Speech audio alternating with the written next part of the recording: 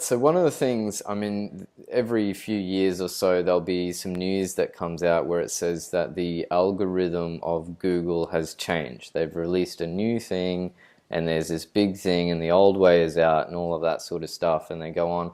But every time that happens, I'm like, I don't think it has changed, because the Google game is, Google's intention is when someone puts in a keyword, it serves up the best possible link for you to go and get the outcome that you're looking for. So as long as it's designed like that, it should always be the same, right? That's the user experience that Google wants. You've put in some keywords, you're searching for specific pieces of information, and it connects you with that. So has that changed fundamentally, or are we talking about something else here? No, well, I got to bring you up to date, Paul. It has changed fundamentally. In the Okay. past, you're absolutely right. You'd put in the keywords, you do the search, you'd get the 10 blue links underneath, which you'd click on, and it would give you the answer. So, since you said, let's pivot this around, let me pivot around for a second for you. What percentage of searches that people do on Google on their desktop or on their mobile do you believe result in no clicks at all? Good question. I've absolutely never thought about that before. So I don't know. Can I just guess 30%? Well, you'd be close to right. If it's on a desktop, it's about 33%, and if it's on our friendly mobile device here, it's about 66%. Because what people are searching for is what time is it in Sydney? How do I convert 32 centigrade to Fahrenheit? Because I'm talking to somebody in America. Got it. Uh, Give me directions to whatever. And Google is less a search engine and more an answer engine. So it's bringing back answers. And in fact, just the Australian Open was just on, wasn't it? So I would put in Australian Open draw, and I would see the draw that Google was pulling from sources before I even got down to the Australian Open website. They're giving you the answer. And we used to go to the currency exchange site. We don't go to that anymore. If you put in weather for where I'm in Brisbane, I think you're in Brisbane, it'll give you the weather and the forecast and all of that, and it doesn't take you to the Bureau of Meteorology anymore. So the Mm, days when searches drove a lot of keywords, drove a lot of traffic to websites, isn't the case anymore. The amount mm. of people that still click on ads is staying constant between 2 and 3%, but the amount of organic traffic is going down as a percentage because they're giving answers. You Got put in it. movie reviews for your most common movie, and they'll give you the ranking and the four-star thing without ever even going to IMDb. I mean, Right. they're giving you the answer. So it has changed. It has It has. actually changed in that Google is now playing a game of giving you the answer without the need to go any further than Google. That's it.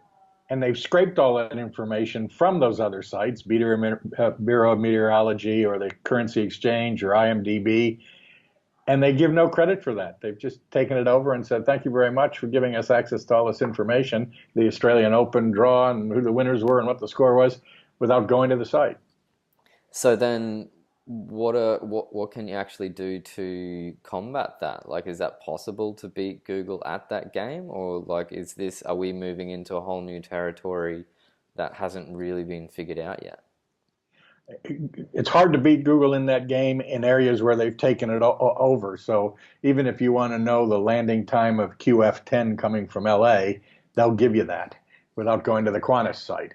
So Qantas's opportunity to sell you a vacation or a holiday is gone.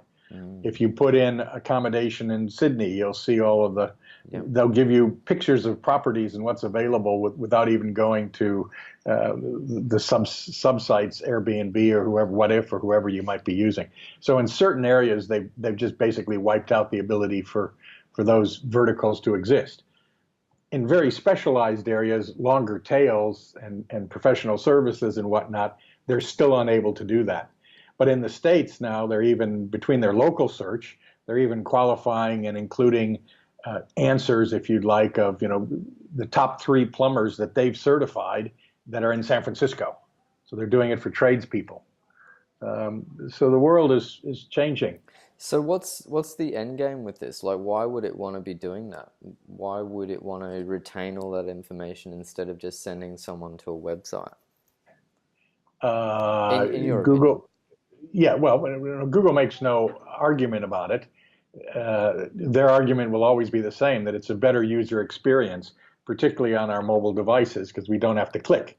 We've got the answer. We know what that's what we wanted, and Mm. we got it. So that's a good user experience, and they want to keep people using their site so that they can still have ads and the Google Shopping and all of that. And that's going to be their answer. Well, it has been their answer to date. And they're like, Mm. well, sorry guys, we're not driving traffic to you anymore, but we're giving the user a better experience. So where to with all of this? Like, what are we looking at in terms of small business? If I'm a plumber or an electrician or whatever it is, like, where are we going over the next few years to, I mean, ultimately, we're all in the same game, which is to make more money, service customers, do all the right things. So where is all of this going?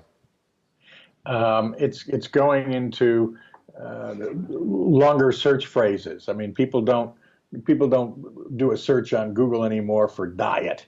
They're looking for a keto diet or a gluten-free diet or a celiac diet. So it's the phrases are becoming longer, and in those longer areas, in the more complex questions in the longer areas, there are more things that are happening. So that's what's there's still place to play there.